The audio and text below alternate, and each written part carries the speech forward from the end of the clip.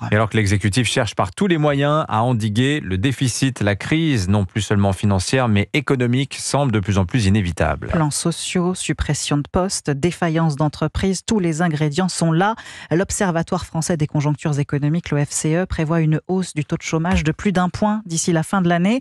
De quoi inquiéter Emmanuel Macron, qui avait fait du plein emploi son cheval de bataille, Arthur Delaborde. L'objectif d'atteindre 5% de chômage d'ici 2027 s'éloigne et l'angoisse monte dans les rangs de l'exécutif. C'est une fin de cycle, reconnaît un fidèle du président qui insiste néanmoins sur les bienfaits de la politique dite de l'offre menée depuis 7 ans.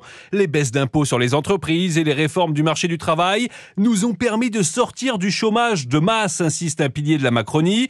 Problème, la dynamique portant l'emploi n'est plus là, admet un ministre, qui s'attend à une période difficile dans les mois qui viennent, avec notamment des défaillances d'entreprises atteignant un niveau record.